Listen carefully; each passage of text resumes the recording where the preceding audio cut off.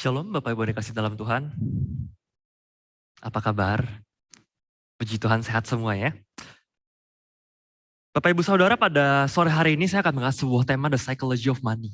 Salah satu buku dikarang oleh Morgan Housel yang juga menjadi salah satu buku international bestseller. Padahal buku Psychology of Money ini buku keuangan yang cukup unik. Kenapa dikatakan unik?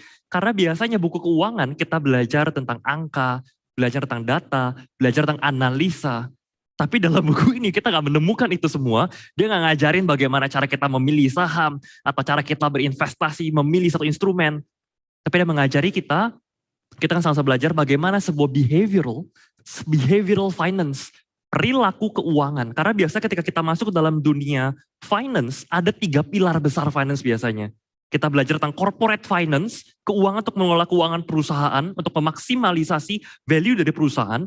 Kita ada belajar investment banking, kita belajar tentang investasi dan valuasi perusahaan, banking di sana. Dan yang ketiga yang unik adalah behavioral finance. Kenapa unik? Karena ketika finance biasa bicara tentang angka dan data, behavioral finance bicara tentang psychology, tentang psikologi, ada ilmu sosialnya di sana. Itu yang sama-sama kita bedah pada hari ini. Kita akan belajar dari buku The Psychology of Money. Dan yang paling penting, pelajaran-pelajaran apa yang bisa kita lihat memang sejalan dengan prinsip firman Tuhan. Dan apa yang firman Tuhan bilang, tunggu dulu, belum tentu ini sejalan dengan firman Tuhan. Itu yang kita sama-sama kupas bersama. Tapi kita akan mulai Bapak Ibu dengan sebuah kisah. Kisah tentang Ronald Read. Ronald Read bekerja 25 tahun di SPBU, di pom bensin. Kemudian dia bekerja 17 tahun menjadi office boy, cleaning service, janitor, tukang bersih-bersih. Tapi yang mengejutkan adalah orang yang seumur hidupnya bekerja hanya sebagai tukang SPBU dan sebagai office boy, ketika dia meninggal, dia meninggalkan harta warisan senilai 8 juta dolar. 8 juta dolar berarti sekitar lebih dari 10 miliar lebih yang dia tinggalkan. 12 miliar bahkan mungkin. Padahal dia cuma bekerja sebagai office boy. Apakah dia pernah menang lotre? Gak pernah. Pernah menang undian? Gak pernah. Pernah ada yang menghadiahkan dia hadiah uang besar, kasih hadiah? Gak pernah. Dia hanya berpenghasilan pas-pasan, rata-rata, cukup sebagai tukang bersih-bersih, dan hanya dari penghasilan yang pas-pasan, dia berhasil mengumpulkan uang sampai 8 juta dolar. Tapi kontrasnya, di satu sisi kita melihat kisah dari Richard Fascon, yang merupakan seorang financial executive, dia seorang fund manager di perusahaan Merrill Lynch, satu perusahaan wealth management yang besar sekali. Dia salah satu direkturnya di sana, dan saking suksesnya dia, usia 40 tahun dia sudah pensiun dini. Dia pensiun dan menjadi filantropis, menjadi dermawan, menjadi orang amal yang beramal baik, bagi-bagi uang ke sana kemari, dia gak kerja lagi. Tapi ketika 2008 krisis menimpa, apa yang terjadi pada Richard? Dia harus declare bankruptcy. Dia harus declare bangkrut. Kenapa? Dia nyicil rumah, dia pinjem duit sama bank untuk memperluas rumahnya yang begitu besar. Dan akhirnya ketika krisis, dia gak bisa bayar bank. Dia gak bisa bayar hutang, dia gak bisa bayar cicilan, dan dia terpaksa dibangkrutkan. Di sini kita melihat dua kontras Bapak Ibu. Yang satu, orang yang sangat hebat, lulusan MBA Harvard, kerja di perusahaan wealth management, perusahaan keuangan, mengelola uang orang miliaran kalau nggak triliunan, dan akhirnya berakhir bangkrut. Tapi ada seorang tukang OB yang sederhana, yang nggak pernah belajar tentang keuangan sama sekali, yang cuma tiap dapat uang tabung, dapat uang tabung, dapat uang tabung, dan berhasil mengumpulkan 8 juta dolar ketika dia meninggal. Bapak Ibu, dari sini kita bisa melihat bahwa ternyata doing well with money, berhasil dalam keuangan, itu bukan tentang soal seberapa pintar atau seberapa cerdas kita. Tapi ini soal bagaimana kita berperilaku. Bagaimana kita bersikap terhadap uang. Bukan tentang sebanyak apa yang saya tahu tentang ilmu keuangan. Dan yang menjadi kesulitannya adalah yang namanya behavior, perilaku itu sulit untuk diajarkan. Apalagi ke orang-orang yang pintar, ke orang cerdas yang merasa sudah tahu banyak, diajarin hal yang simple, susah untuk diterima. Diajar untuk punya satu habit yang baru, kebiasaan yang baru, itu susah. Tapi kita mulai dengan satu fondasi, satu mindset bahwa untuk mempelajari psychology of money, ternyata Yang namanya behavior itu lebih penting daripada intelligence. Untuk bisa doing well with money, bisa mengelola uang dengan baik, gak butuh harus pintar, berpendidikan tinggi, harus belajar ilmu ekonomi, ilmu finance, gak usah. Ini adalah ilmu sederhana, soft skill yang sederhana, karena ini berbicara tentang behavior, perilaku. Kalau kita bisa punya perilaku yang tepat, punya behavior yang tepat, punya sikap yang tepat terhadap uang, maka kita juga bisa, seperti tukang OB itu, kita doing well with money. Kita berhasil dalam persoalan keuangan. Nah, untuk masuk ke dalam doing well with money, bagaimana seorang bisa berhasil dalam keuangan gitu ya. Ada 2 faktor Bapak Ibu yang dibahas dalam buku ini. Faktor yang pertama adalah faktor yang uncontrollable, faktor yang tidak bisa dikontrol. Tapi ada juga faktor yang bisa dikontrol oleh kita. Nah, kita kan mulai dengan faktor yang tidak bisa dikontrol terlebih dahulu. Ternyata ada orang-orang yang mahir, sukses, berhasil dalam mengelola uang karena ada faktor namanya faktor luck, faktor beruntung, faktor hoki. Nah, kita coba lihat kisahnya ya. Dan itu gak jauh-jauh dari orang yang sangat terkenal, satu orang terkaya di dunia bernama Bill Gates. Masa sih Bill Gates hoki? Bill Gates kan sehebat. Dia menciptakan Microsoft, membangun Microsoft dari nol, menciptakan software, dan seterusnya. Masa dia mulai dengan beruntung?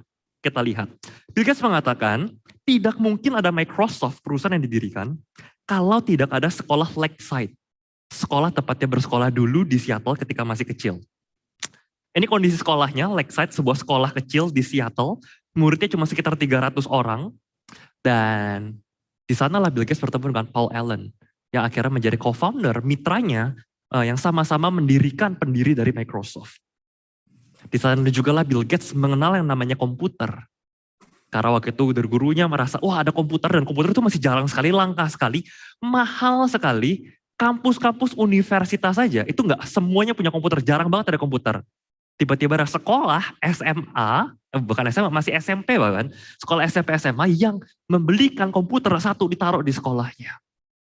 Dan kalau kita lihat perbandingan Bapak Ibu ya, dari 300 juta anak yang ada di dunia di tahun itu, di zamannya Bill Gates, ada 18 juta anak muda yang tinggal di Amerika.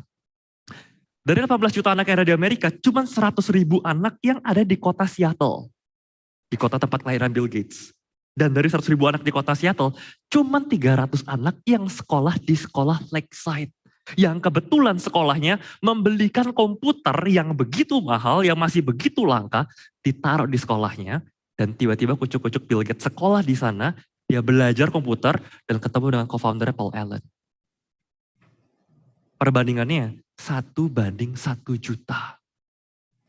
Untuk ada kemungkinan seorang anak di tahunnya Bill Gates bisa punya akses ke komputer di sekolah, itu kemungkinan 1:1 juta.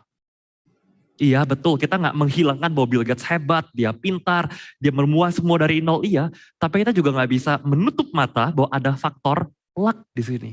Ada faktor keberuntungan yang dimiliki oleh Bill Gates dibanding dengan jutaan anak-anak lainnya di zaman dia lahir.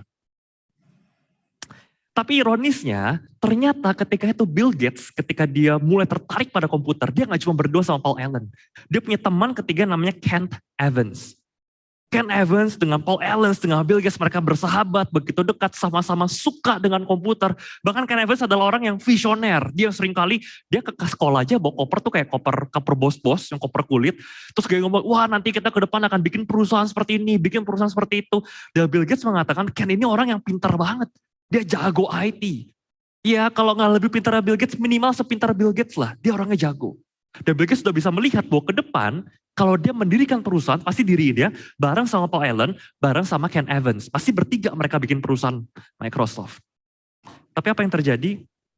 Suatu hari sebelum graduation, sebelum kelulusan SMA, Ken Evans pergi mendaki gunung, mengalami kecelakaan, dan dia meninggal.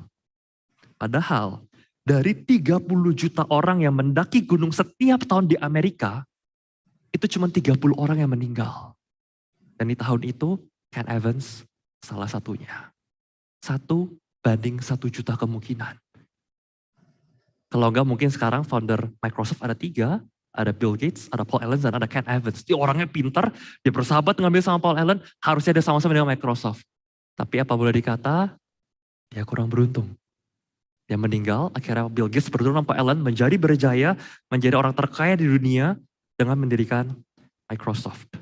Tapi dari peristiwa ini, dari fakta bahwa dalam dunia keuangan ada faktor yang tidak bisa dikontrol, faktor keberuntungan, luck yang gak bisa kita atur, kita bisa belajar suatu hal. Apa itu? Kita harus be humble ketika semua terlihat berjalan dengan baik, tapi kita juga harus be forgiving ketika semua tidak berjalan dengan baik. Ini adalah behavior pertama yang bisa kita pelajari dari buku The Psychology of Money. Bahwa ketika semua berjalan lancar-lancar, wah semua kelihatan hebat, lancar, wah Microsoft, wah berhasil lah Bill Gates. Ya ingat humble.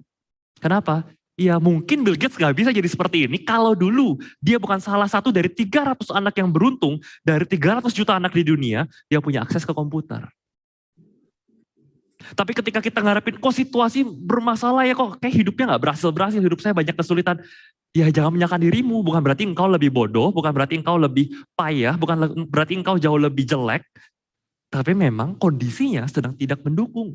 Kondisi sedang tidak memungkinkan. Be forgiving, gak usah nuntut. Dan ini membuka pikiran kita bahwa seringkali kita berpikir, wah semua tergantung pada saya, kekuatan saya, tenaga saya, kinerja saya. Kalau saya berhasil saya yang hebat, kalau saya gagal saya yang parah jeleknya. Belum tentu. Kalau berhasil tetap rendah hati, karena ada faktor X tadi yang tidak bisa kita duga, yang bukain jalan buat kita. Tapi kalau kita gagal pun, jangan menyalahkan diri terlebih dahulu. Memang mungkin belum saatnya. Nah tapi kita coba lihat Bapak Ibu ya, apa sih kata Alkitab tentang hal ini? Apa kata Alkitab tentang takdir, tentang nasib, tentang hoki, keberuntungan, itu ada gak sih menurut Alkitab? Saya sering mendengar orang Kristen bilang, wah dalam kekristenan gak percaya takdir itu ada, percayanya nasib. Saya suka bingung apa beda takdir dan nasib. Karena bahasa Inggris sama-sama fate, F-A-T-E gitu kan ya, takdir, nasib. Sudah ditentukan, sudah jalannya. Nah apakah Bapak Ibu kekristenan percaya tentang takdir atau nasib atau hoki? Well, satu sisi kita percaya bahwa Tuhan adalah Tuhan yang berdaulat. Tuhan yang mengatur, menentukan segala sesuatu. Semua yang terjadi di alam semesta ini, dalam seluruh kehidupan kita, hanya bisa terjadi atas seizin, sekehendak, sekedaulatannya Tuhan. Tidak mungkin ada yang terjadi di luar kehendaknya Tuhan, seizinnya Tuhan. Sampai Tuhan kaget, waduh kok tiba terjadi gini. Semua kedaulatan Tuhan. Tapi satu sisi ada yang namanya kehendak bebas manusia. Manusia bisa memilih, mengambil keputusan, mengambil langkah-langkah. Loh, seringkali kita tabrakin, loh jadi gimana? Kalau Tuhan yang berdaulat, Tuhan yang ngatur, udah takdir, udah Tuhan yang ngaturin jalannya begini, berarti manusia gak punya kehendak bebas dong.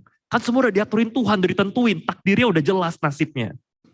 Atau kalau Tuhan manusia benar-benar punya kehendak bebas, ya berarti Tuhan gak benar-benar berdaulat dong. Kan Tuhan gak bisa ngontrol, habis ini saya mau ngomong apa, mau pakai baju apa. Kalau dikontrol saya jadi robot kan. Nah seringkali seolah-olah bertubrukan. Padahal enggak Bapak Ibu. Jalan tengahnya, sebenarnya kehendak bebas yang manusia miliki adalah kehendak bebas di dalam keterbatasan. Saya kasih contoh gini, Bapak Ibu bisa milih gak mau tinggal di mana?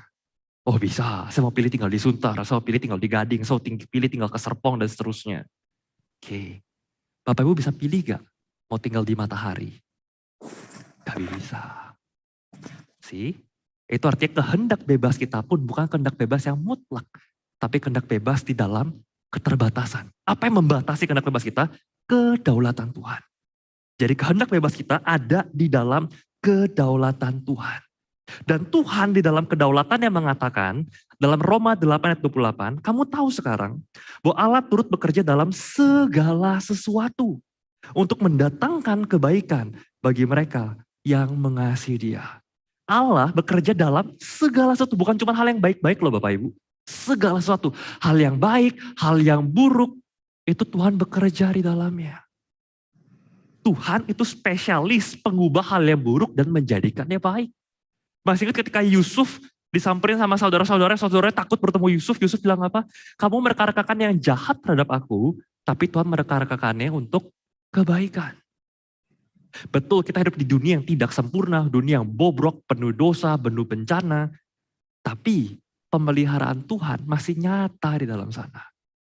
Meskipun hidup kita tidak selalu beruntung, meskipun ada persoalan yang harus kita hadapi, tapi ujung-ujungnya Tuhan udah nyiapin yang terbaik buat kita.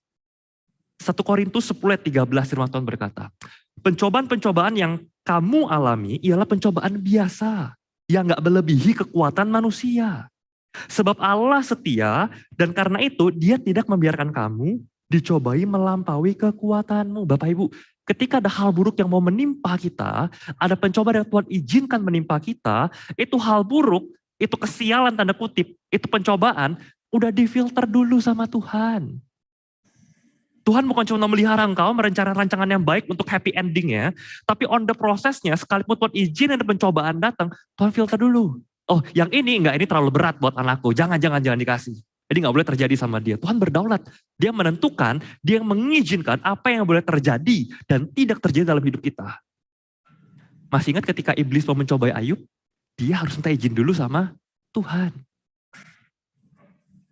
Jadi jangan khawatir untuk hidup ini, kenapa? Karena meskipun ada faktor keberuntungan dan ada faktor kesialan, Tuhan menjaga dan memelihara kita.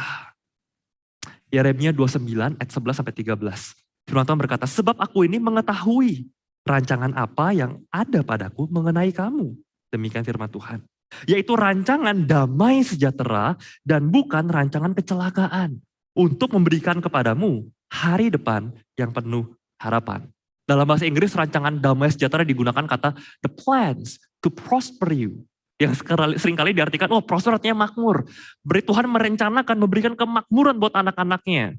Enggak gitu Bapak Ibu, dalam bahasa aslinya, dalam bahasa Ibrani digunakan kata salom, damai. Jadi lebih tepat bahasa Indonesia sebenarnya. Cuma banyak yang suka asal kutip diambil kata prosper. Wah Tuhan punya rencana bikin kamu makmur. Jadi kalau kamu gak makmur, ada yang salah. Ya gak gitu konsepnya Bapak Ibu. Rencana Tuhan mendatangkan damai sejahtera bagi kita. Apapun kondisi kita, lagi ada pencobaan, lagi makmur, lagi susah, kita punya damai. Itu rancangan Tuhan buat kita. Tapi Tuhan lanjutin, setelah ayat 11, ayat 12-13, firman Tuhan berkata gini. Yeremia 29, ayat 12 dan 13. Dan apabila kamu berseru dan datang untuk berdoa kepadaku, aku akan dengerin kamu. Dan kalau kamu mencari aku, kamu menemukan aku. Kalau kamu menanyakan aku dengan segenap hati. Jadi setelah Tuhan bilang, aku akan memelihara kamu, rancanganku adalah rancangan yang penuh dengan kebaikan, rancangan yang penuh dengan kedamaian, tapi ada ayat berikutnya. Kamu harus apa? Minta, berseru, berdoa, dan mencari aku. Bapak Ibu ingat firman Tuhan mengajar, kita harus minta, maka akan diberikan, cari, kita akan menemukan, ketuk, pintu akan dibukakan. Minta, cari, ketuk. Artinya apa? Kita doa, minta sama Tuhan, kita cari, kita usaha, lalu kita ketuk, kita tunggu. Setelah kita berdoa seperti itu kan, kita minta, kita usaha, lalu kita menunggu Tuhan menjawab. Nah di ayat ini kita lihat, di ayat 11 Tuhan bilang, Tuhan memelihara kamu. Iya, Tuhan yang rancangin semua yang baik buat kamu. Tapi kamu tetap harus doa, tetap harus usaha. Dan karena itu saya suka sekali dengan satu quotes dari salah satu filsuf dari Romawi, Seneca. Kebetulan Seneca adalah saudara sepupu dari Pontius Pilatus. Dia adalah seorang filsuf di zaman Romawi dan dia berkata, keberuntungan itu ada rumusnya. Keberuntungan sama dengan kesempatan ditambah dengan persiapan. Kesempatan datang dari Tuhan. Persiapan datang dari kita manusia. Artinya apa? Tuhan mau kasih kesempatan sebaik apapun ke kita. Kalau kita yang gak mau usaha, gak mau mencari, gak mau mempersiapkan diri, beruntung gak? Enggak. Sebaliknya kita mau usaha kayak apapun, ngotot kayak apapun, mempersiapkan diri kayak apapun. Kalau Tuhan gak kasih kesempatan, beruntung gak? Enggak. Keberuntungan adalah kombinasi dari kesempatan ditambah dengan persiapan. Kesempatan datang dari Tuhan, ada faktor X uncontrollable yang gak bisa kita kontrol, tapi ada persiapan, ada faktor yang bisa kita kontrol. Nah, karena itu kita mau masuk ke faktor yang kedua sekarang, faktor yang bisa kita kontrol dalam keuangan. Apa yang bisa kita kontrol? Bapak Ibu, setiap kali kita dalam keuangan, nerima uang, ada uang masuk, maka cuma dua kemungkinan kita berperilaku terhadap uang tersebut. Uangnya kita gunakan, uangnya keluar lagi, atau uangnya kita simpan. Nah uang yang masuk inilah ya dalam bahasa akuntansi, ekonomi, bisnis disebut dengan penghasilan. Kita bekerja, kita berusaha, itu kita mendapatkan penghasilan, dapat gaji, untung bisnis itu dapat penghasilan. Nah kita dapat penghasilan, bisa uangnya kita pakai untuk keluar jadi biaya, bisa uangnya kita simpan atau kita tabung. Sesederhana itu. Apa faktor yang bisa kita kontrol adalah faktor biaya dan tabung. Duit yang ada di tangan kita, uang yang di tangan kita adalah faktor yang bisa kita kontrol. Penghasilan bisa kita kontrol gak? Gak bisa. Kalau penghasilan bisa kita kontrol ya kita mau penghasilan sebesar-besar ya, sebanyak-banyaknya. Masalah gak bisa. Iya kita bisa kontrol kita mau kerja apa, kita bisa kontrol kita mau usaha apa, tapi berapa hasilnya, ya perpaduan keberuntungan tadi. Perpaduan kesempatan yang Tuhan kasih, persiapan dari kita. Kita gak bisa kontrol penghasilan. Tapi kita masih bisa kontrol biaya dan tabung. Itu yang ada di tangan kita. Yang kita yang kontrol uangnya mau diapain, keluar kemana, atau uangnya mau disimpan di mana. Nah ini mirip dengan ilustrasi yang ada di Matius 25 ayat 14-30, perumpamaan talenta. Sakit Bapak Ibu tahu ceritanya. Ada seorang yang Tuhan mau berpergian, dia panggil 3 hambanya, yang satu dikasih 5 talenta, satu dikasih 2 talenta, yang ketiga dikasih 1 talenta. Terus akhirnya hamba yang 5 talenta menghasilkan 5 lagi, hamba yang dapat 2 talenta menghasilkan 2 talenta, hamba yang dapat 1 talenta, uangnya dikubur di bawah tanah, nggak menghasilkan apa-apa. Pulang-pulang tuannya marah, 1 talenta diambil dari yang si hamba yang malas, dan dapat 5 dan 2 talenta menghasilkan double, masuklah berbahagia dalam kerajaan Tuhanmu. Di sini kita melihat bahwa apa yang kita punya itu titipan dari Tuhan. Tugas kita bukan memilih, Tuhan saya dipercayain berapa ya penghasilannya ya. Enggak, itu tugas Tuhan. Tuhan kasih 5, 2, 1 masing-masing menurut kesanggupannya. Tapi mereka yang dapat 5 talenta harus bertanggung jawab sama apa yang Tuhan kasih. Yang dapat 2 harus bertanggung jawab sama yang 2. Yang dapat 1 bertanggung jawab sama yang 1. Kita gak bisa kontrol Tuhan kasih kita berapa duit. Tapi kita bisa kontrol seberapa kita bisa bertanggung jawab atas uang yang ada di tangan kita. Dipercayakan Tuhan. Beda-beda tiap orang beda-beda. Ada dapat 5, 2, 1. Tadi ada faktor luck. Kita gak bisa milih, oh saya lahir di keluarga seperti apa, saya lahir di kota mana, saya masuk sekolah ketemu teman-teman seperti apa, kita gak bisa pilih. Dan mungkin sekolah kita masuk, pekerjaan orang tua kita, koneksi orang tua kita bisa membantu kita one step lebih maju selangkah dibanding anak-anak lain. Bisa. Bisa juga enggak. Kita gak bisa kontrol itu. Tapi kita kontrol adalah ketika uangnya udah masuk dan di tangan, mau saya pakai apa? Untuk biaya atau untuk ditabung? Dalam buku ini ketika uang yang lebih banyak kita keluarkan untuk biaya, maka sebenarnya kita mengeluarkan uang itu untuk terlihat kaya. Tapi ketika uang itu kita tabung, maka sebenarnya kita lagi menyimpan uang untuk the real wealth, kekayaan yang sejati. Apa maksudnya yang satu terlihat kaya, rich, yang satu benar-benar memiliki kekayaan sejati, wealth. Bedanya gini, Bapak Ibu ketika kita mengeluarkan uang kita untuk belanja, misalnya beli jam tangan mewah, atau beli baju, atau beli mobil, sport car, mobil mewah. Uangnya keluar jadi barang. Oh kita terlihat kaya kan? Tapi dengan adanya barang tersebut, uang kita keluar Bapak Ibu.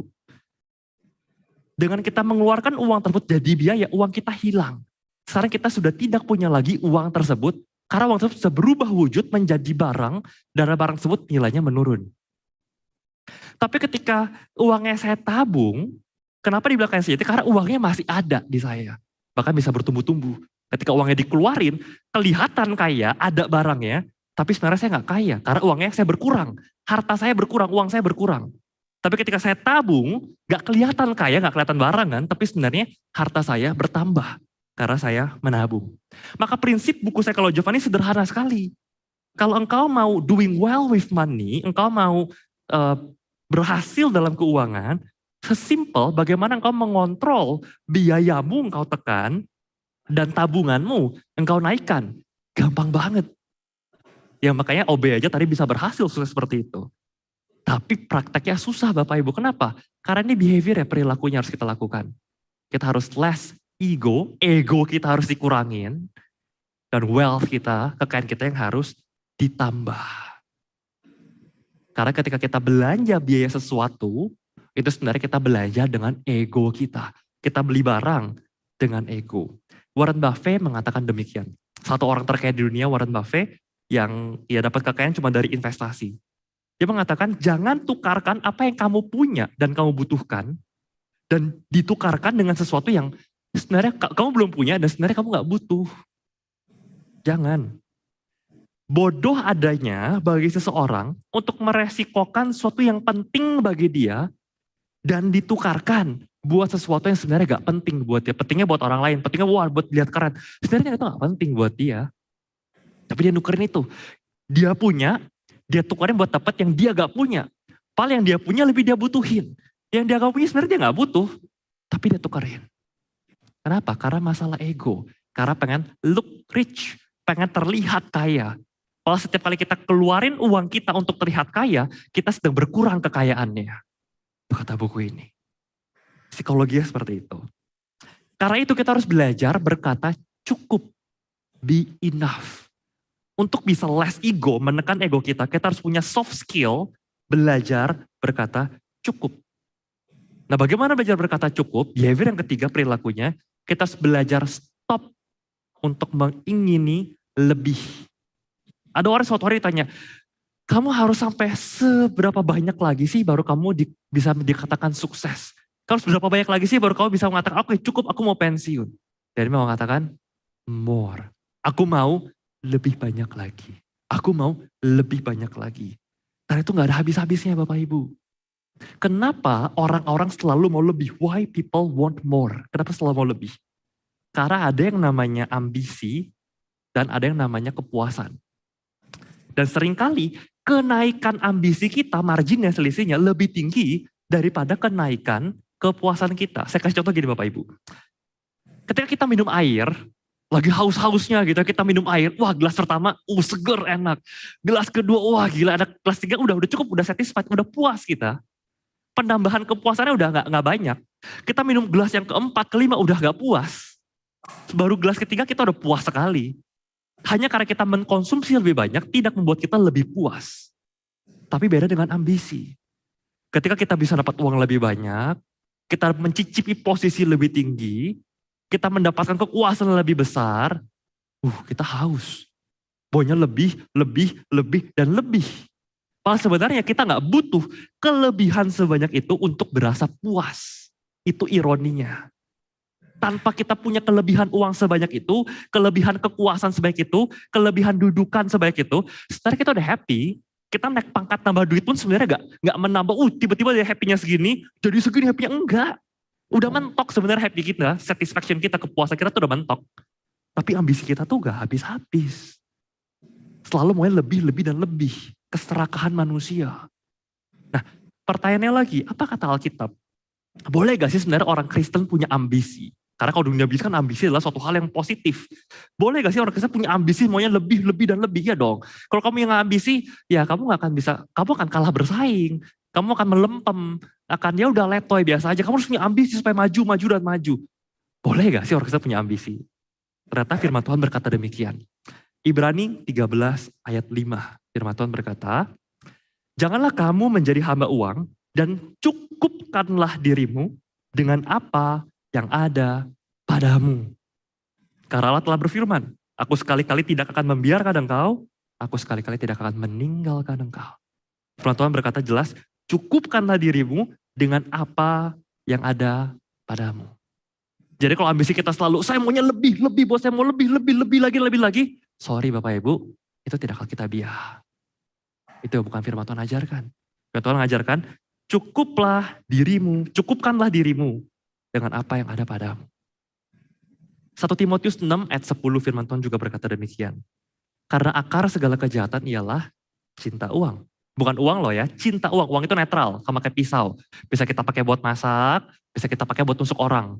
Uang bisa kita pakai untuk hal yang baik, uang bisa kita pakai untuk hal yang jahat. Tapi yang jadi masalah adalah kita mulai cinta uang. Kenapa? Sebab oleh memburu uang lah, ambisius kan, maunya memburu uang, maunya lebih, I want more and more. Oleh memburu uang lah, beberapa orang telah menyimpang dari iman dan menyiksa dirinya dengan berbagai-bagai duka. Ada tuh quotes yang menarik sekali Bapak Ibu oleh Benjamin Franklin, salah satu pendiri, Bapak pendiri Amerika, dia berkata, uang sebenarnya gak pernah bikin manusia happy. Dan gak akan pernah bikin manusia happy. Sama sekali gak ada di dalam natur keuangan si uang itu sendiri yang bisa memproduksi atau menghasilkan kebahagiaan. Sebaliknya, semakin banyak seseorang punya uang, akan semakin pengen lebih banyak dia inginkan uang. Dan ironisnya yang mengatakan ini Benjamin Franklin, itu adalah orang yang mukanya terpang-pang di lembaran $100 Amerika, US dollar. Jadi ingat tuh setiap kali kalau kita mau ke Amerika kita pakai uang $100 keluar, ingat uang tidak memberikan kamu kebahagiaan. Ditulis di pampang mukanya di sana. Benjamin Franklin mengatakan. Tapi Bapak Ibu ketika dikatakan be enough, harus mencukupkan diri, bukan berarti kita berleha-leha, kita tidak mengejar peluang, kita melempem. Enggak, tetap perlu menyadari peluang, tetap perlu kejar peluang. Hanya saja mencukupkan diri artinya kita menyadari, apa yang kita sadari? Bahwa keinginan kita yang sebenarnya gak ada puas-puasnya, gak ada batasnya, ambisi kita yang tidak berujung itu, lama-lama hanya akan mendorong kita pada suatu titik penyesalan. Saya ulang ya, keinginan kita yang gak ada habis-habis, yang tidak bisa dipuas-puaskan, tadi ambisi yang tidak ada habis-habisnya itu kalau diterusin, hanya akan mendorong kita mencapai titik penyesalan. Saya kasih contoh cerita seperti ini, bukunya sih yang kasih ceritanya. Ada satu orang yang sukses namanya Raja Gupta. Raja Gupta profilnya adalah CEO dari McKinsey, perusahaan consulting terbesar di dunia. Dan dia bisa jadi CEO di usia 40-an tahun. Mudah sekali, hebat. Di tahun 2007 dia pensiun dan bergabung dalam PBB, United Nations. Dia The Pledge, dia berikrar untuk menyumbangkan sejumlah uangnya untuk sosial bersama-sama dengan Bill Gates. Dan dia diangkat menjadi BOD, Dewan Direksi dari 5 perusahaan TBK, perusahaan logo publik. Dan di tahun 2008, dia memiliki harta dengan kekayaan 100 juta dolar. Berarti berapa tuh? 100 juta dolar. 1 triliun lebih berarti ya, kira-kira. 1,5 triliun mungkin. Tapi ironisnya, ketika dia sedang bekerja lagi mengawasi lah sebagai dari satu perusahaannya dia mendengar berita, bahwa perusahaan Goldman Sachs, salah satu perusahaan keuangan, mau diinvest sama Warren Buffett. Lalu dia langsung telepon, seorang sekuritas dia, brokernya, beliin saya saham Goldman Sachs. Itu disebut dengan insider trading, itu gak boleh. Dan singkat cerita akhirnya sedih, Raja Gupta akhirnya dia dipenjara gara-gara insider trading. Itu praktek yang dilarang di Amerika, tapi saya gak tahu kenapa di Indonesia tidak dilarang. Singkat cerita dia dapat dalam 1-2 jam gitu ya, 1 hari bisa dapat 1-17 juta dolar. Hanya gara-gara punya kesempatan insider trading. Tapi itu akhirnya dia ditangkap, dia punya harta banyak kan, 100 juta dolar. Dan akhirnya ketika keluar dari penjara dia mengatakan bahwa aku nyesel banget karena aku kehilangan yang namanya reputasi. Ya uangnya masih ada, uangnya masih banyak. Tapi dia kehilangan namanya reputasi. Reputasi buat dia berharga sekali. Nah Bapak Ibu, dari sini kita bisa belajar. Bahwa ketika kita belajar untuk mencukupkan diri, be enough.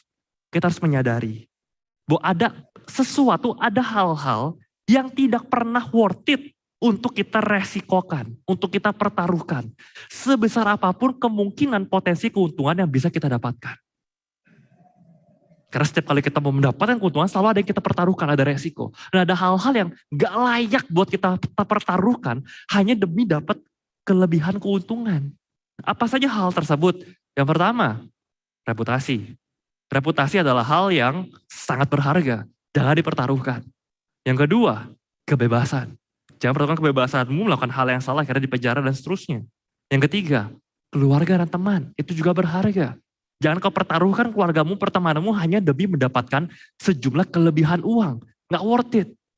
Dan yang keempat, dikasihi oleh orang-orang yang engkau ingin dia mengasihi engkau. Kau dicintai oleh orang-orang yang engkau ingin dia mencintai engkau. Jangan kau hilangkan itu, pertaruhkan itu hanya demi uang. Gak worth it Bapak Ibu. Ada hal-hal yang tidak worth it, tidak layak untuk kita pertaruhkan hanya demi mendapatkan sejumlah kelebihan uang. Karena itulah prinsip yang ketiga, behavior ketiga, stop wanting more, berhentilah mau lebih banyak, dan jangan pertaruhkan apa yang sebenarnya benar-benar berharga. Apa yang benar-benar worth it, jangan dipertaruhkan. Nah behavior yang keempat, prinsip yang keempat Bapak Ibu bisa kita pelajari adalah stop social comparison. Kalau kita mau menekan ego kita, less ego, selain tadi kita belajar untuk berkata cukup, pasang targetnya nggak, ambisial tembus-tembus terus one more, kita berkata cukup. Yang berikutnya adalah untuk menekan ego kita perlu stop membanding-bandingkan diri kita kepada orang lain, kepada social. Bukunya kasih satu cerita gini, ilustrasi. Ada seorang pemain basket ya biasa profesional, tapi bukan pemain basket yang hebat sekali. Dia berpenghasilan $500,000 per tahun. atau sekitar 7,5 M per tahun. Kaya gak kita bilang? Oh ya kaya lah. Itu kan 1 tahun dia bisa dapat 7,5 M. Sukses, kaya raya, oh ya kaya raya. Tapi ketika kita mulai membanding-bandingkan, dia membandingkan diri, tapi saya cuma amatiran nih.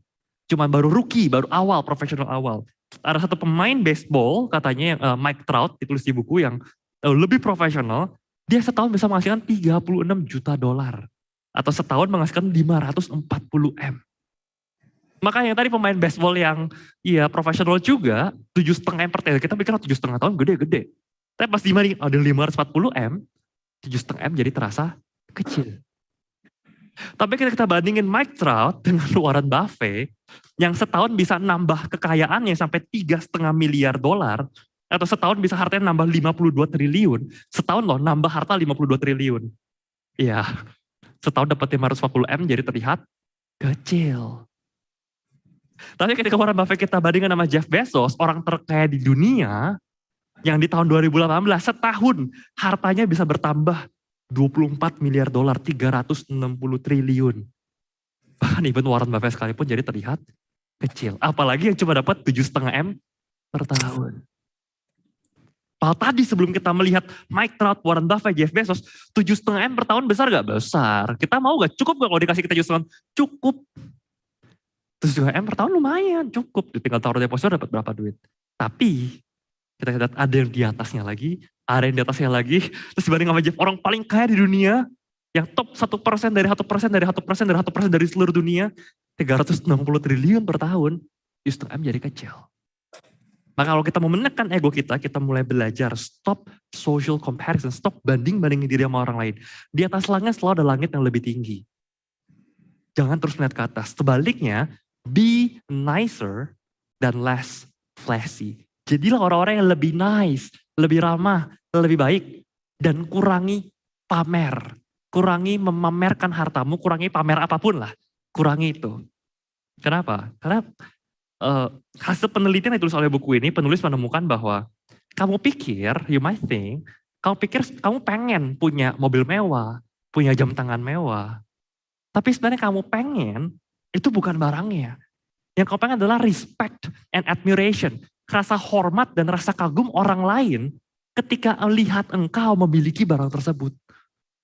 Sebenarnya kau gak pengen-pengen banget sama barangnya. Malah kalau kamu punya barang ini dan semua orang juga punya pengen barang yang sama, orang udah gak hormat lagi sama kamu, gak kagum sama kamu makin biasa aja sama barangnya, makin gak pengen barangnya. Kamu pengen barang itu, sebenarnya bukan karena barangnya. Tapi karena apa yang orang lain akan lihat terhadap kamu, akan mengagumi kamu, hormati kamu ketika kamu punya barangnya. Masalahnya, sebenarnya untuk bisa dapat admiration dan respect, untuk kita dihormati dan dikagumi orang lain, yang lebih efektif adalah bukan dengan beli barang mewah. Yang lebih efektif adalah sebenarnya kita bisa mendapatkan kehormatan dan dikagumi orang melalui kebaikan dan kerendahan hati. Justru ketika kita baik sama orang, ketika kita humble, gak sombong, orang lebih respect loh sama kita. Orang lebih hormat loh sama kita. Orang lebih kagum loh sama kita. Tapi kalau orang cuma kagum sama kita karena wah hartanya banyak, dia bisa beli barang mewah, pakai barang keren. Iya, orang akan berpikir ya dia hebat sih, dia sukses, tapi ya udah dia, gua. Gak ada hubungannya. Dia berhasil, iya gua gak ada hubungan, ya hebat, ya udah hebat, besok juga udah lupa. Tapi ketika kita berbuat baik sama orang, kita menabur kebaikan ke dalam hidup orang lain, orang bisa bilang, hey, sejak ketemu dia, hidupku berubah loh. Kalau dulu aku gak ketemu dia, kalau dulu aku gak dibantu sama dia, mungkin aku gak ada hari ini. Mana yang bakal lebih menghormati dan mengagumi kamu? Orang cuma lihat, wah ya dia hartanya banyak. Setiap orang yang pernah mencicipi kebaikanmu, bersyukur untuk keberadaanmu di dalam kehidupan mereka. Jadi ironis. Kita pikir kita buang banyak uang untuk dapat barang-barang mewah, bisa dapat kaguman. Kalau sebenarnya kita gak terlalu butuh juga barangnya. Berapa banyak orang beli mobil mewah terus akhirnya ya gak dipakai juga kan, lebih sering pakai mobil biasanya. Sayang mobilnya mahal soalnya kalau dipakai. Pakai beli tas mahal-mahal, tapi dia pakai tas murah. Jarang-jarang pakai tas mahalnya. Kenapa? Iya, karena bukan butuh barangnya, butuh pengakuannya. Kalau untuk dapat pengakuannya, perbanyak kebaikan. Kalau perlu uangnya dipakai buat bantuin orang. Maka kamu akan lebih banyak di-respect, lebih banyak dikagumi sama orang, daripada kamu beli barang-barang mewah tersebut katanya. Jadi be nicer lebih baik. Dan less flashy. Kurangi pamermu. Kenapa? Karena hasil penelitian menunjukkan sebenarnya no one impressed. Gak ada yang benar-benar impress, kagum, wah sama kepemilikan harta, kepemilikan yang kamu punya. Sebenarnya enggak. Yang paling impress sebenarnya kamu sendiri. Kamu beli perhiasan yang mewah. Sebenarnya kamu siapa? Kamu sendiri ngeliatin perhiasannya dan seterusnya. Orang lihat, wow iya mahal gitu kan. Tapi bakal kagum nggak? Nggak sekagum kalau kamu yang pakai dan lihat sendiri. Orang-orang ketinggalan malah berpikir, wah kalau saya yang pakai enak ya. Kalau saya ntar punya saya juga enak ya. Dia malah mikirin diri dia kalau dia punya. Bukan mengagumi kamu ketika kamu punya. Jadi sebenarnya ya gak ada yang impress sama hartamu sebesar kamu impress sama hartamu sendiri. Karena itu, perhatikan ini. Bapak Ibu ini penting. Jangan beli barang yang tidak kita butuhkan dengan uang yang tidak kita miliki, kredit, utang, hanya untuk dipamerin ke orang-orang yang bahkan kita gak suka. Itu celakanya. Banyak sekarang orang masuk ke dalam jebakan, dia beli barang yang dia gak butuh, belinya pakai kredit, nyicil, dia gak punya uangnya. Buat apa? Buat dipamerin ke orang-orang, masukin ke sosial media, terlihat hebat, terlihat keren, dan seterusnya. Ya kemarin udah banyak lah kasus-kasus influencer ditangkap dan seterusnya karena penipuan. Dia gak punya barang, gak ada pamerin barangnya. Buat apa? Ya kecuali kalau kamu punya uang sangat-sangat banyak, beli mobil mewah, ya serasa beli McD gak ada artinya, ya silahkan. Tapi kalau kamu buat beli itu hanya buat pamer kamu sampai ngutang, buat apa? Tekan egomu,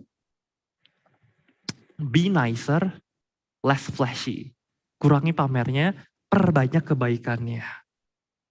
Nah kalau itu tadi kita belajar tentang bagaimana kita menekan ego, sekarang kita melihat bagaimana kita bisa more wealth, meningkatkan kekayaannya.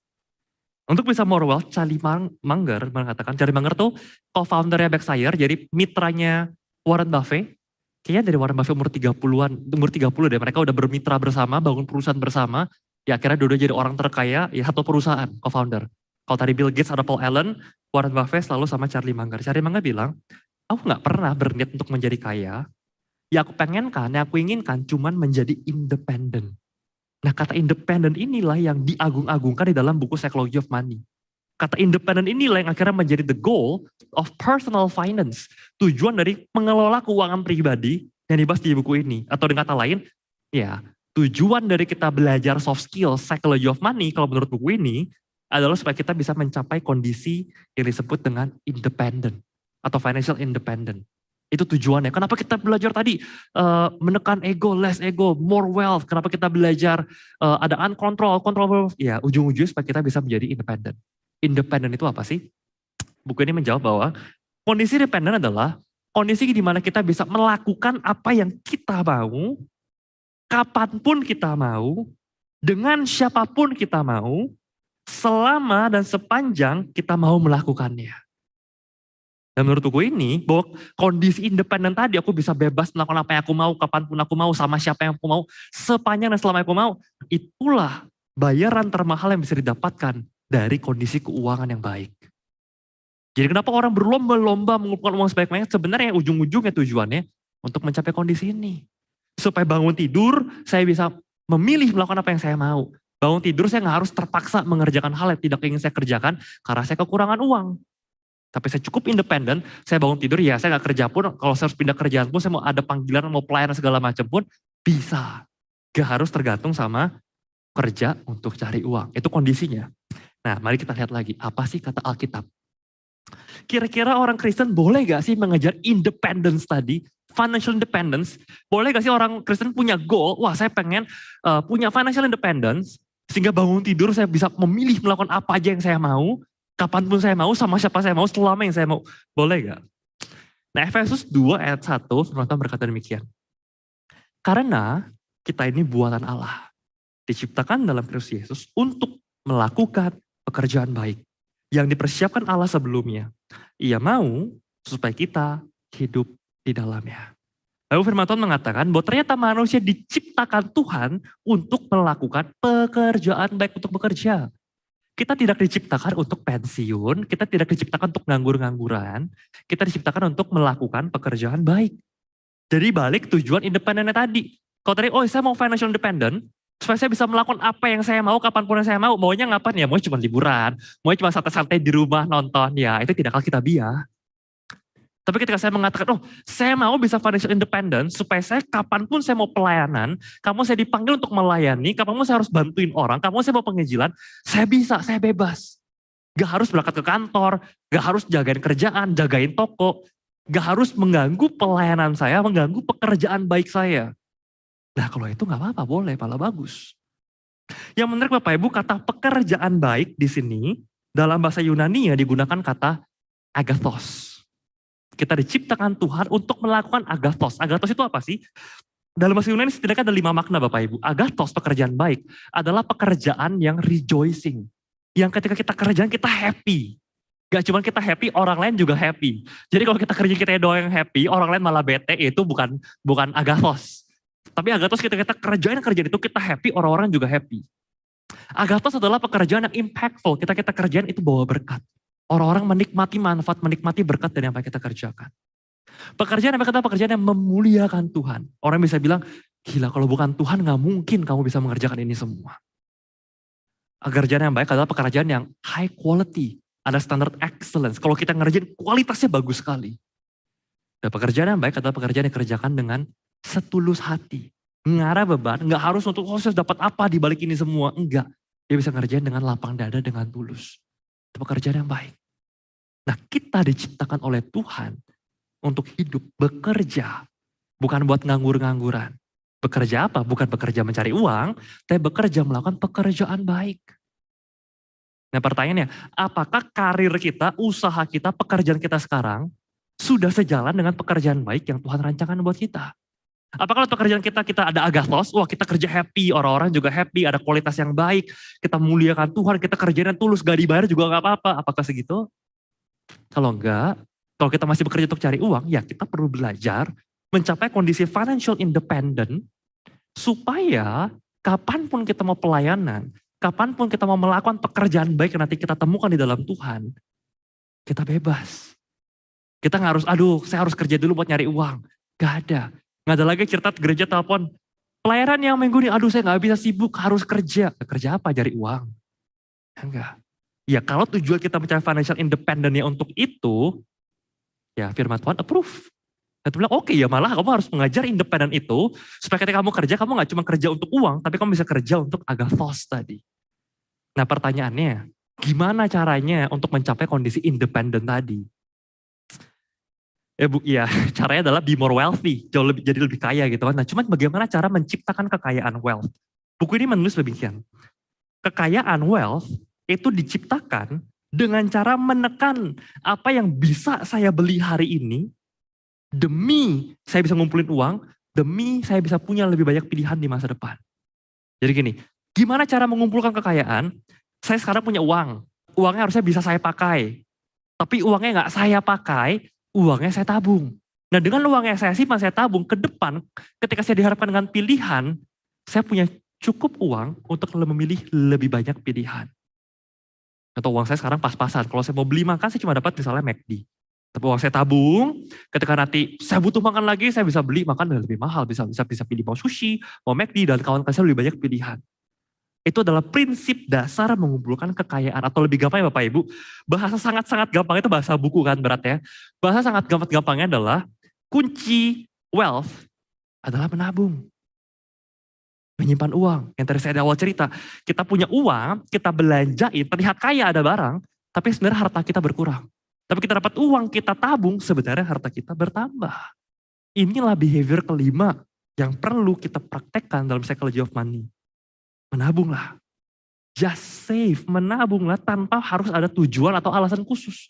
Kadang orang, ya saya baru mau menabung, kalau ada tujuan jelas. Oh ya saya mau beli mobil, saya mau beli tiket konser, saya mau beli handphone, saya mau beli rumah, baru saya menabung.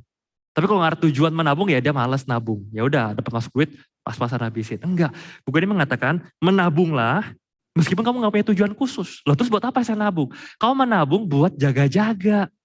Karena hidup full of surprise. Hidup ini penuh kejutan.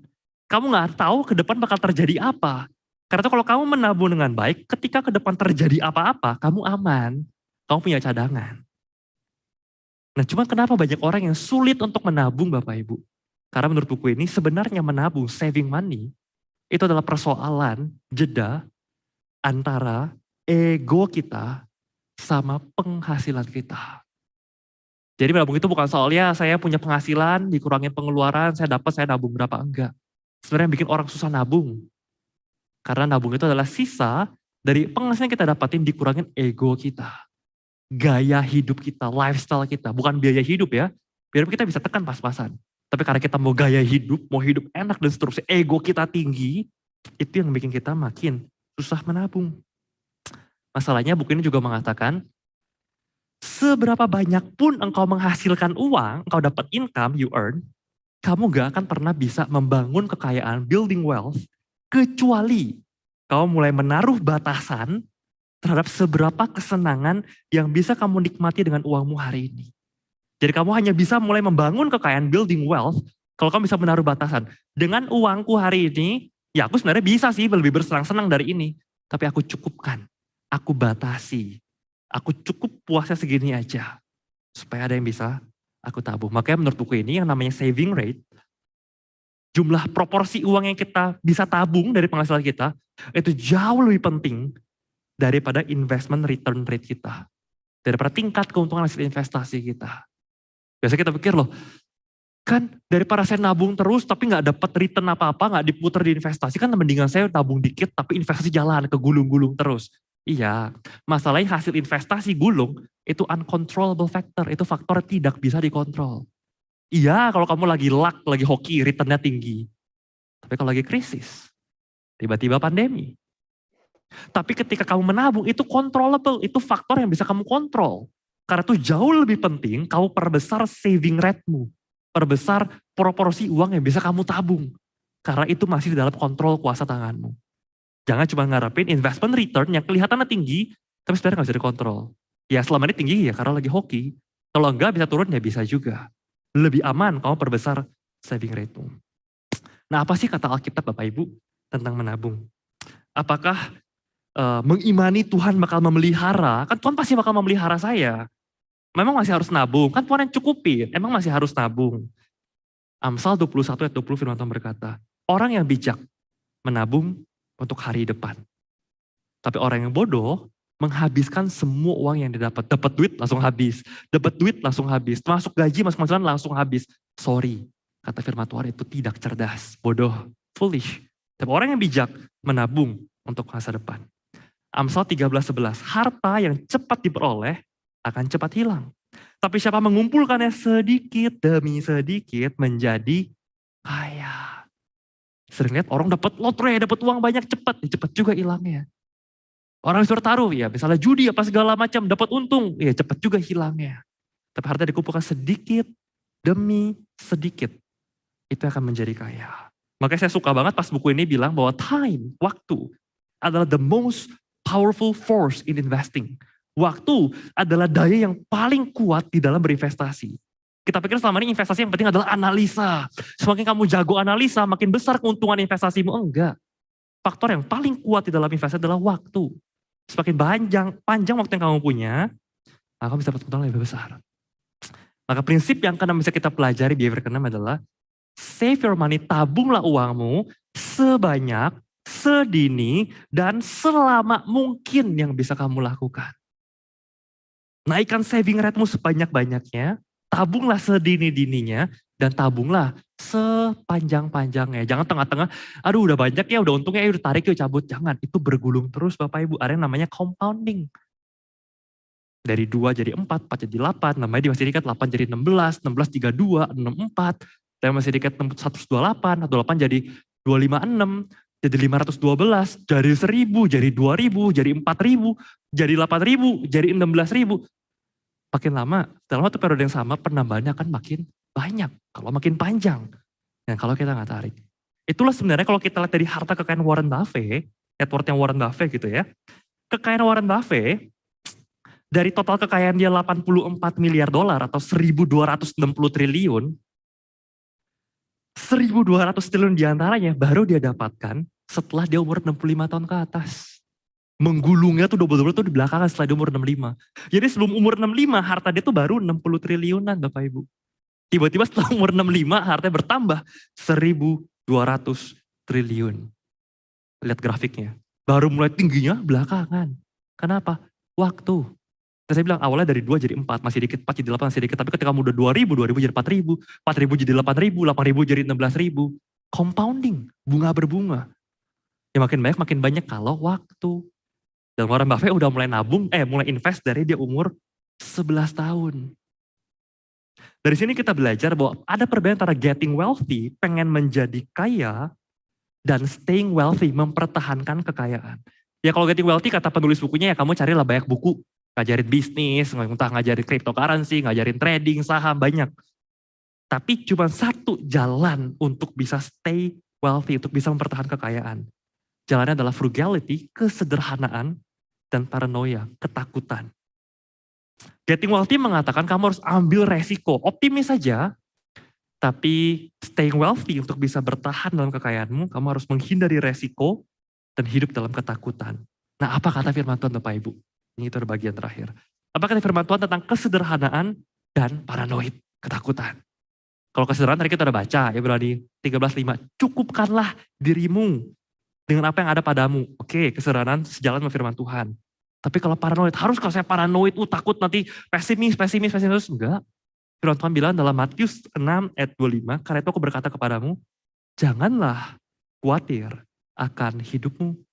Jangan khawatir apa yang kamu makan, apa yang kamu minum, apa yang kamu pakai. Dan untuk satu ini, sorry, Alkitab gak setuju. Kalau dibilang, kamu harus untuk bisa mempertahankan kekayaan, hidup sederhana, ya betul hidup sederhana. Tapi harus hidup ketakutan, hiduplah seolah besok hartamu hilang. Jangan gitu, buat apa? Kita gak punya damai. Kita bilang, jangan kamu khawatir. Nah kita masuk ke behavior yang ketujuh dikatakan, it's okay with a lot of things going wrong. Gak apa-apa kalau banyak hal akhirnya berantakan dan tidak berjalan dengan sesuai rencana. Kenapa? Karena seringkali kita bisa salah setengahnya, tetap menghasilkan keuntungan. Ini disebut dengan tail investment. Saya kasih contoh langsung nih Bapak Ibu. Amazon, ketika dia mau investasi gitu ya, si Jeff Bezos, dia investasi dalam banyak produk. Salah satunya adalah dia mau terbitin launching Fire Phone. Smartphone versi Amazon, namanya Fire Phone, API. Tapi 3 bulan setelah launching, Amazon rugi 170 juta dolar.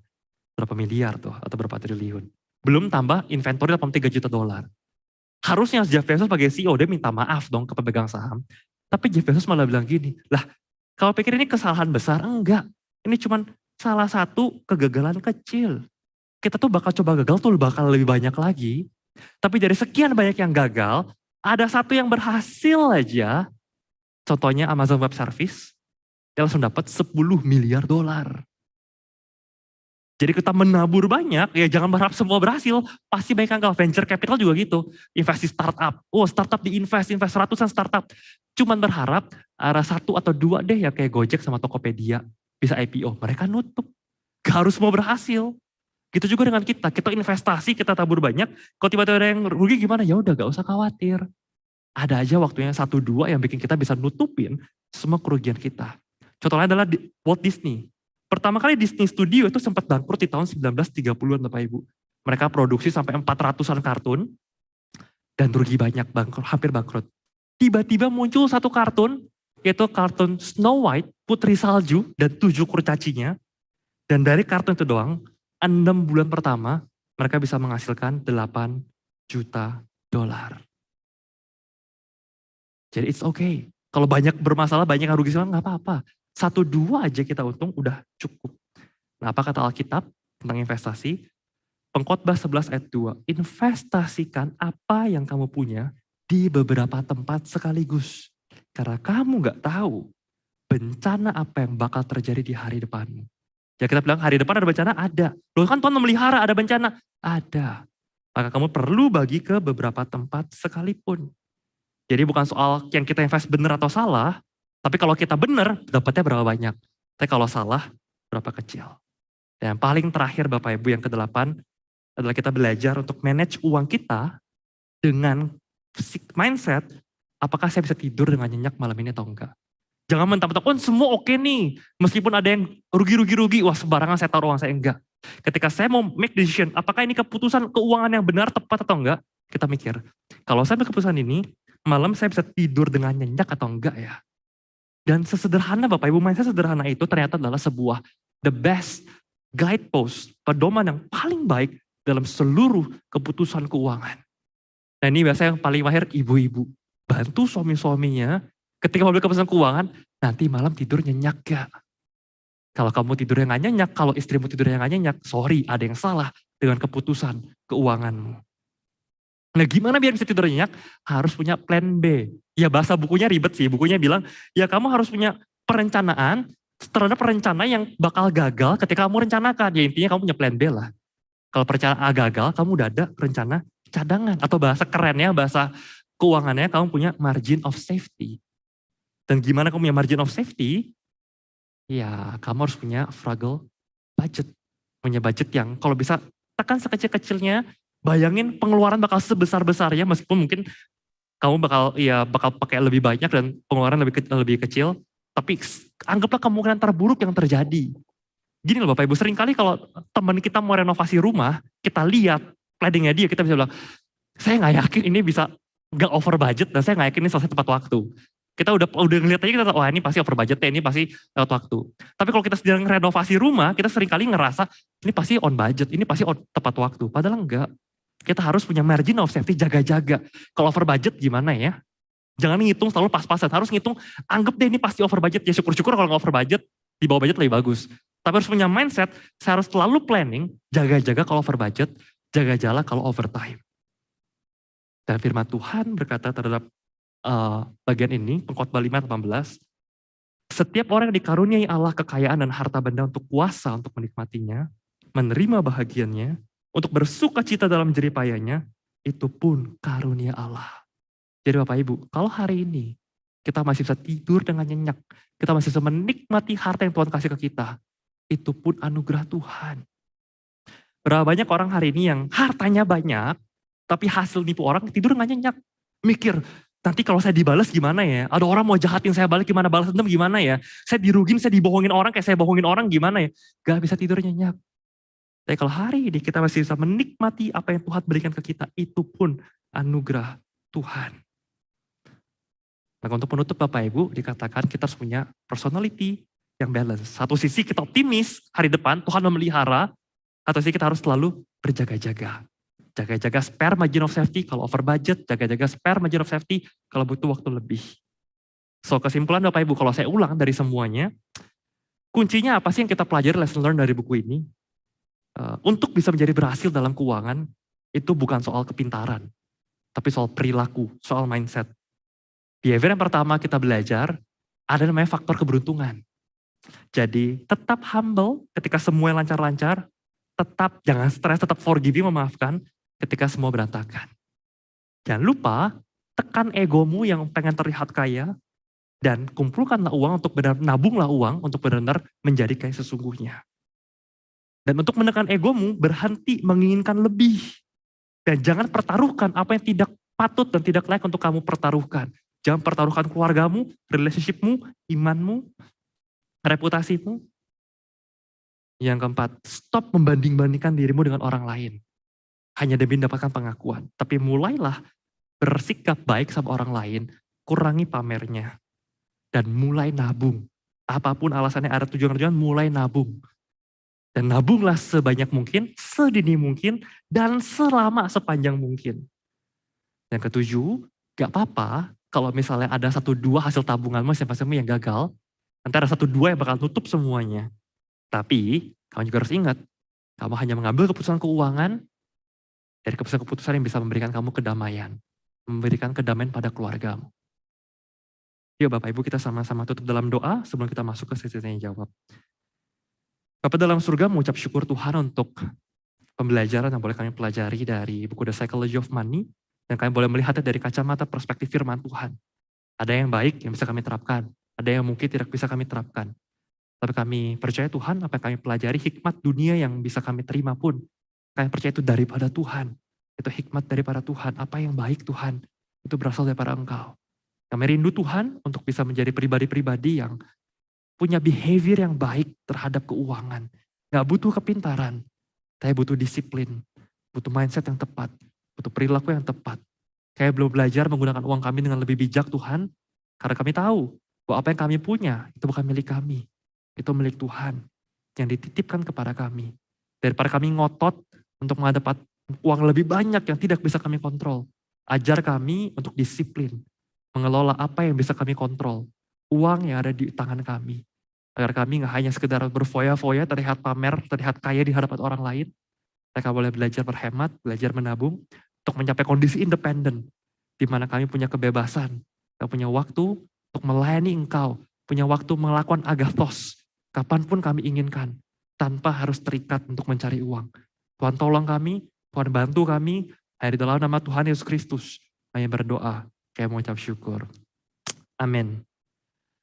Terima kasih Bapak Ibu. Kita akan mulai masuk ke sesi tanya jawab. Dan kalau Bapak Ibu ada pertanyaan juga bisa tanya di Zoom. Saya udah login Zoom juga dan saya bisa lihat di chat. Tapi kalau ada Bapak Ibu yang di onsite mau tanya juga bisa langsung angkat tangan. Dan saya akan mencoba menjawab pertanyaan Bapak Ibu. Ada pertanyaan dari Zoom atau dari teman-teman itu yang bisa bacakan pertanyaannya?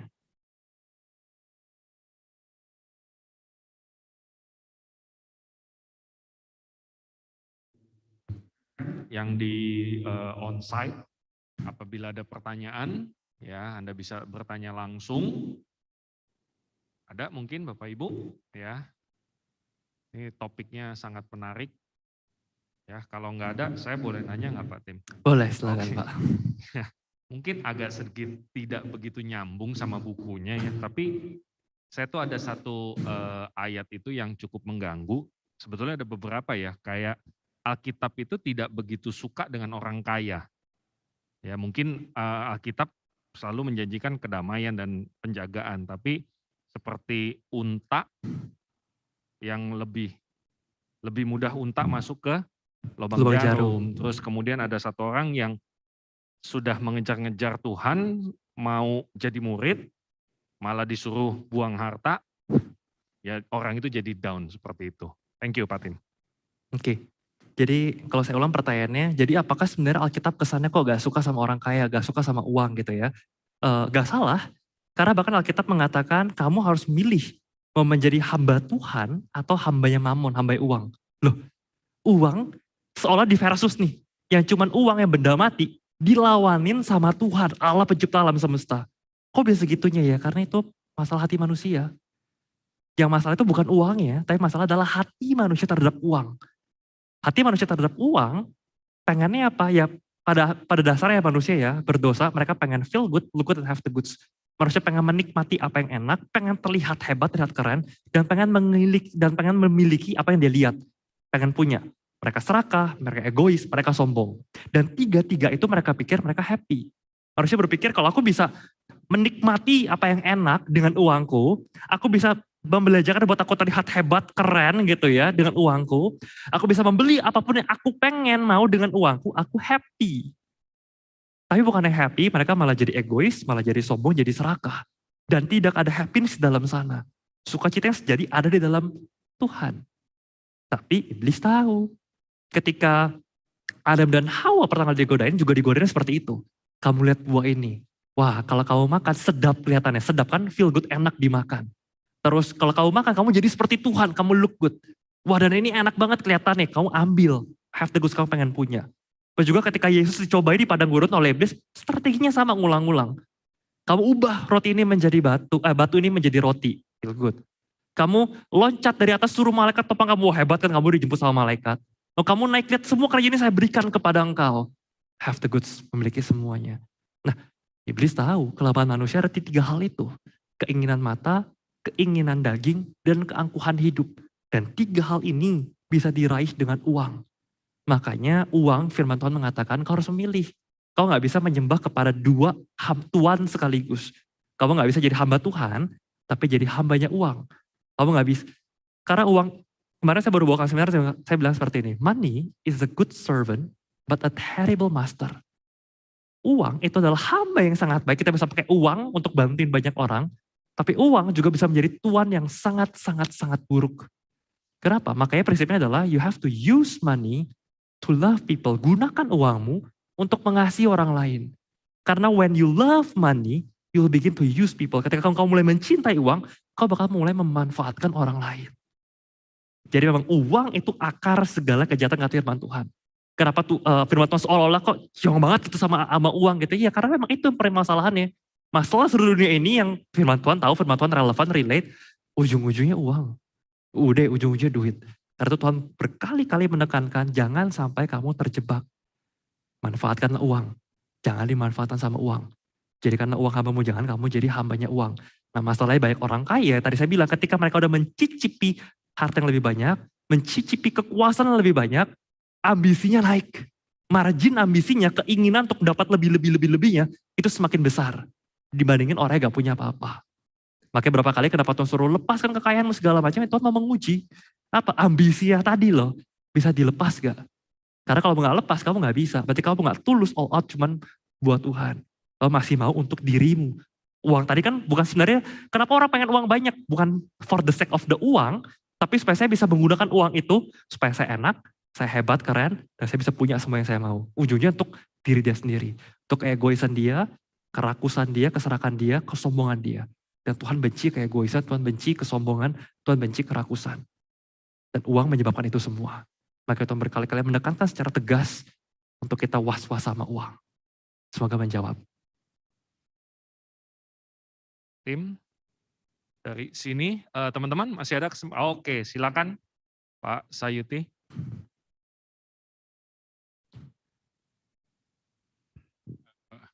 Tadi di awal ceramah Bapak kasih kita tahu ada satu OB ya. Waktu dia meninggal bisa kumpulin 8 juta US dollar. Ada keterangan tambahannya nggak Pak gimana? Oh, dia cuma masukin index fund Pak. Jadi index fund gini-gini.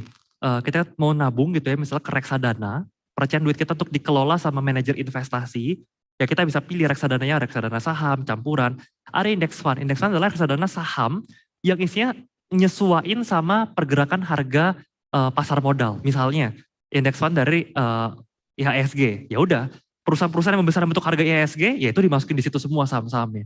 Dia cuma main indeks fund aja sebenarnya. Iya, Cuman yang dia penting bukan di rate investment return-nya, tapi dia gedein di saving rate. Jadi ketika uangnya nambah segala macam, dia nggak pernah tarik, dia selalu berusaha untuk hidup frugal, hidup sederhana, uangnya diperbanyak untuk ditabung proporsinya. Karena itu bisa dikontrol sama dia. Iya, terima kasih Pak. Terima kasih. Oke, ada lagi pertanyaan teman-teman? Kalau belum ada, nanti kita oper ke pertanyaan dari Zoom dulu ya. Tapi saya jadi ada pertanyaan lagi nih Pak. Boleh, silakan Pak. Dia hidup sederhana, ya.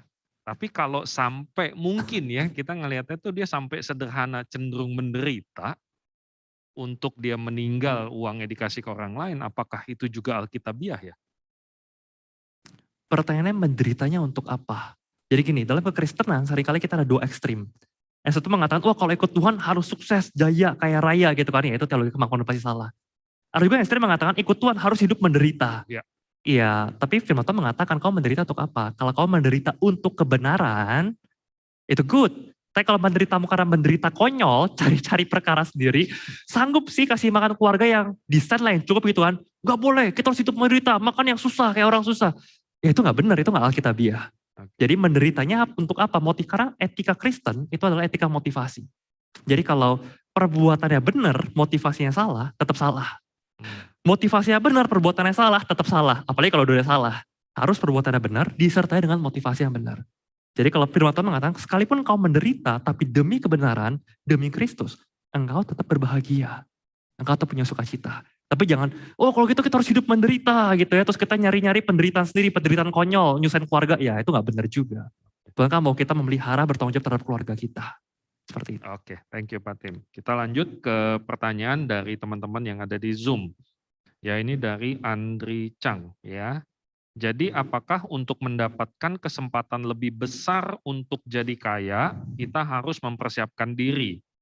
Apakah dengan meningkatkan kapasitas diri lewat belajar dan networking, bagaimana kita bisa tahu arah yang Tuhan tunjukkan untuk kemakmuran kita? Apakah lewat talenta saja? Oke, saya akan coba jawab begini. ini pertanyaan yang sering saya dapat dulu ketika saya mulai mengambil sekolah teologi S2. Saya ditanya, kenapa kamu dari bisnis terus masuk sekolah teologi? Kan saya nggak bisa, kalau yang nanya orang Kristen saya nggak bisa bilang, oh ini karena panggilan. Jadi saya bisa cerita seperti ini. Saya bilang, tadi kan keberuntungan sama dengan kesempatan sama persiapan. Nah, maka ketika saya belajar bisnis, saya belajar untuk membangun persiapan. Lalu ketika saya belajar teologi, saya belajar untuk membangun kesempatan. Gimana membangun persiapan? Saya kasih ilustrasi seperti ini. Katakanlah ada 2 orang yang berdoa, sama-sama doa sama Tuhan minta berkat. Tuhan curahin dong berkatnya. Ketika Tuhan mau curahin berkatnya, ada 2 tipe orang. Orang yang pertama, dia nyiapin wadah buat terima curahan berkat Tuhan, cuma seukuran gelas misalnya. Orang kedua, dia siapin wadah buat terima curahan berkat Tuhan, seukuran ember. Nah, meskipun ya ketika Tuhan curahin berkatnya, yang terima tampung curahan berkat Tuhan lebih banyak yang mana? Yang seukuran ember dibanding gelas. Meskipun mungkin buat dia bikin si wadah ember tadi yang lebih besar seukuran ember, dia butuh waktu lebih banyak, butuh tenaga lebih banyak, butuh pengorbanan lebih banyak, dibanding orang yang cuma nyiapin wadah seukuran gelas. Tapi dia perlu mempersiapkan yang lebih besar untuk terima curahan berkat Tuhan. Persiapan dari dia, tapi kesempatan dari Tuhan. Nah, ketika kesempatan dari Tuhan, gimana ya supaya Tuhan bisa memberikan kesempatan kepada kita lebih banyak daripada dia kasih orang lain. Tadi yang kita lihat kan, ada orang-orang yang memang dikasih lebih kesempatan, ada yang dikasih kurang. Proporsional beda-beda, ada yang kasih 5, ada yang dikasih 1. Pertanyaannya gimana ya supaya, bisa gak sih supaya Tuhan kasih kita yang lebih banyak tadi kesempatan. Bisa gak kita gerakin Tuhan seolah seperti itu? Nah, firman Tuhan berkata demikian. Tetapi carilah dahulu kerajaan Allah dan kebenarannya, maka semuanya akan ditambahkan kepadamu. Pertanyaannya, apa itu kerajaan Allah? Kerajaan Allah itu bukan soal lokasi. Oh nanti di surga atau di bumi. Kerajaan Allah adalah kondisi di mana kita memposisikan Tuhan sebagai raja dalam kehidupan kita. Kita memposisikan Tuhan sebagai raja, CEO, bos, pemimpin yang paling tinggi, yang paling terutama dalam kehidupan kita. Dan firman Tuhan mengatakan, ketika kita memprioritaskan Tuhan sebagai yang terutama tertinggi dalam kehidupan kita, maka semuanya akan ditambahkan kepadamu. Saya suka the way Pastor Rick Warren, Saddleback Church, memparafrase kalimat ini. Dia bilang dari ayat ini, dia bilang seperti ini. Whatever you want God to bless in your life, you put God first in that aspect. Apapun yang engkau ingin Tuhan berkati dalam kehidupanmu, prioritaskan Tuhan dalam aspek tersebut. Kalau kita mau Tuhan berkati kita dalam usaha kita, pekerjaan kita, prioritaskan Tuhan dalam pekerjaan kita, usaha kita. Ada gak kita milih pekerjaan yang kita mikir, oh pekerjaan ini bisa memuliakan Tuhan gak ya? Bisa jadi berkat buat orang gak ya? Bisa bawa orang kenal Tuhan gak ya? Atau kita cuma milih kerjaan yang mana yang cuannya paling gede? Meskipun harus nipu, harus suap, harus yang jorok-jorok pun, udah yang penting untungnya yang paling gede. Ya berarti kamu gak prioritaskan Tuhan dong. Ya kalau kamu Tuhan berkati pekerjaanmu, prioritaskan Tuhan di sana. Kalau engkau mau Tuhan memberkati engkau dalam keuanganmu, prioritaskan Tuhan dalam keuanganmu. Ada gak setiap kali kita mendapat penghasilan, bagian pertama, bagian terbaik, langsung kita persembahkan untuk Tuhan. Atau nanti kalau ada sisa ya Tuhan, saya pakai dulu. Atau enggak, ini persembahan utamaku, perpuluhan utamaku untuk memuliakan Tuhan. Sebelum aku pakai buat apa-apa Tuhan, aku baru dapat, aku mau kasih ke Tuhan. Setiap kali kita kasih persembahan ke Tuhan, kita lagi relate sama Tuhan dalam 3 dimensi. Masa lalu, masa kini, masa depan. Kita kasih persembahan ke Tuhan, Tuhan ini penghasilan pertama kita bilang, Tuhan aku bersyukur untuk masa lalu Tuhan berkati. Tuhan engkau yang terutama paling penting dalam masa kiniku. Dan Tuhan aku mempercayakan hari depanku ke dalam tangan-Mu. Ada gak kita prioritasin Tuhan dalam keuangan kita? Ada gak kita prioritasin Tuhan dalam keluarga kita? Kalau kita mau Tuhan berkati kita, keluarga kita, ya kita prioritaskan Tuhan dalam keluarga kita, pernikahan kita. Ada gak kita ya bersama-sama pasangan, bersama keluarga, bersatu teduh, berdoa bersama cari Tuhan. Intinya apapun yang kita ingin Tuhan berkati dalam kehidupan kita pengen Tuhan kasih kesempatan lebih dalam aspek hidup kita, prioritaskan Tuhan dalam aspek kehidupan tersebut. Itu janji Tuhan. Tuhan gak janji, oh ya semua bakal diberkati sama rata. Enggak, beda-beda. Sejauh mana kamu memprioritaskan, tapi kan Tuhan maha kasih.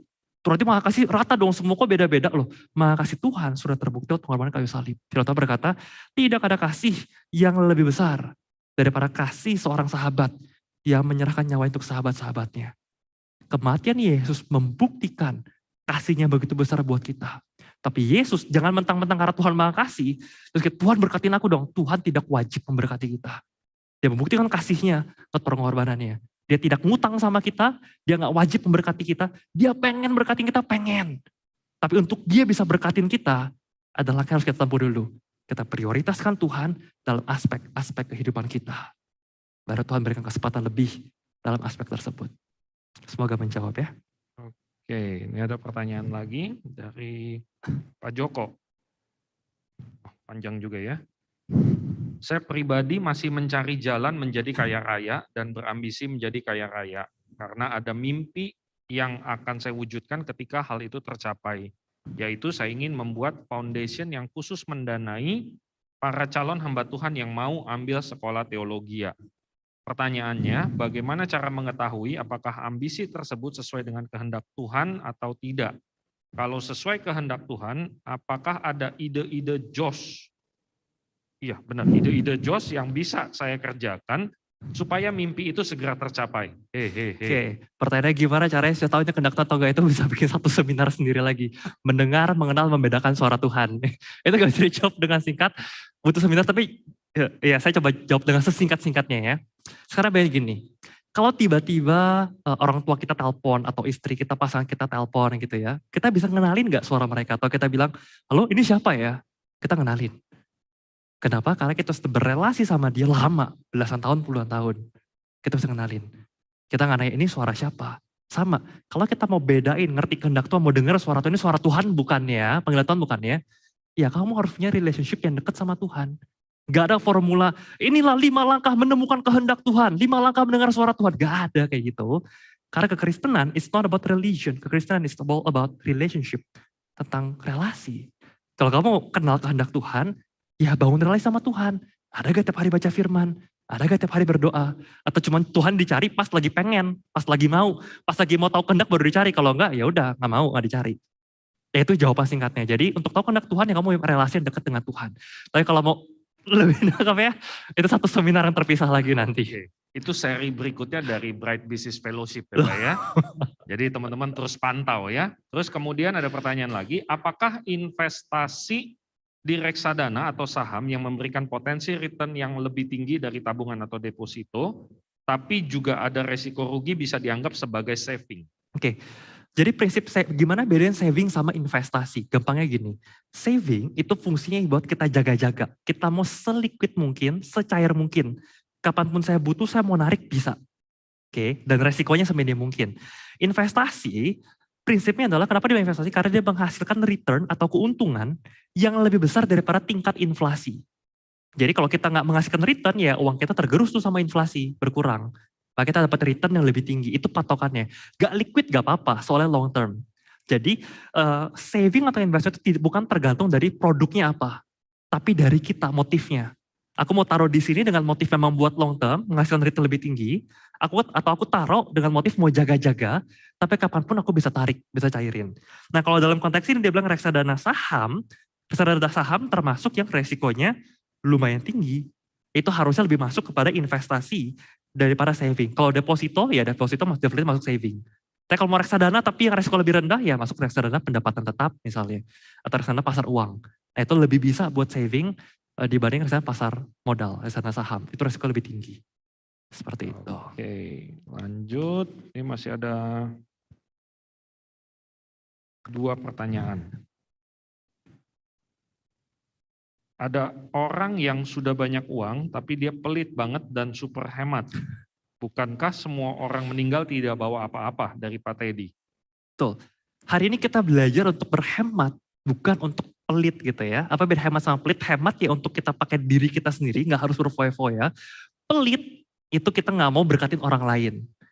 Jadi enggak, sebaliknya firman Tuhan mengajar, iya kamu harus berhemat, mencukupkan diri, tapi kamu harus berlimpah dalam kebaikanmu kepada orang lain. Prinsipnya ada begini, ketika Tuhan menjanjikan tentang kelimpahan, setiap kali firman Tuhan janjiin kelimpahan ya. Limpah itu apa sih? Firman Tuhan banyak tuh ayat yang menjanjikan, Tuhan akan memberkatimu secara melimpah. Limpah itu apa sih?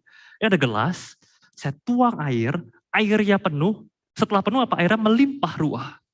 Apa yang terjadi ketika airnya melimpah ruah? Kondisi sekeliling air menerima kelimpahan air tersebut. Artinya ketika Tuhan memberkati secara kelimpahan, tujuan Tuhan memberkati kelimpah, bukan supaya kita bisa foya-foya. Tapi supaya kita bisa jadi saluran berkat, melimpahi, memberkati orang-orang yang di sekitar kita. Jadi prinsip Kristen, iya kita hidup hemat untuk diri kita sendiri, tapi kita harus royal, harus generous, harus murah hati kepada orang lain. Bahkan murah hati saking pentingnya, masuk loh dalam buah roh. Kasih, sukacita, damai sejahtera, kesabaran, kemurahan hati, generosity. Tuhan mau kita royal sama orang, generous sama orang, berbagi sama orang, jadi saluran berkat buat orang lain. Tuhan mau. Tapi Tuhan gak mau kita pakai uang untuk berfoya-foya untuk diri kita sendiri. Jadi harus hemat, gak boleh pelit. Itu prinsip firman Tuhan ya. Oke, thank you teman-teman. Sudah pukul 6. Oh, masih ada satu lagi Pak ya.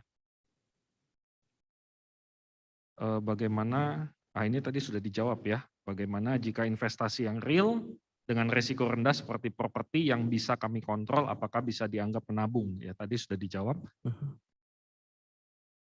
Bukan masalah dia orang kaya atau tidak, tapi apa sih orang kaya itu menyembah Allah atau mamon? Abraham dan Ayub orang kaya raya tapi dikasihi Allah. Seperti itu komentar untuk pertanyaan sebelumnya ya. Iya, Terima kasih komentarnya. Oke, terima kasih untuk interaksinya. teman-teman, terima kasih. Saya kembalikan ke Pak Matindas. Terima kasih Bapak Ibu, Tuhan memberkati. Thank you untuk Evangelis Timotius Stefanus yang sudah membawakan seminar sore hari ini. Mari kita memberikan aplaus buat dia. Dia sudah membawakan dengan luar biasa ya untuk poin-poin penting daripada tema daripada buku ini. Buku ini yaitu Psychology of Money ya. Dan ada satu poin penting yang memang saya juga tertarik ya. Untuk melihat bahwa goalnya adalah independence ya, goal dari buku itu. Dan Tuhan sebetulnya mengajarkan kita kebenaran firman Tuhan. Orang Kristen yang bertumbuh, yang rohani, justru harus dependen kepada Tuhan. Nah itu uniknya ya. Dan beliau, Evangelis Timotius Stefanus sudah menjelaskan dengan luar biasa sekali bagaimana kacamata daripada Alkitab melihat buku itu ya. Dan saya percaya kita semua diberkati oleh Tuhan dan kita bersyukur. Mari kita mau bangkit berdiri dan kita akan menutup seminar sore hari ini dengan kita naikkan pujian Bapa terima kasih, kemudian kita berdoa. Bapa terima kasih, Bapa terima kasih, Bapa di dalam surga, puji terima kasih. Amin.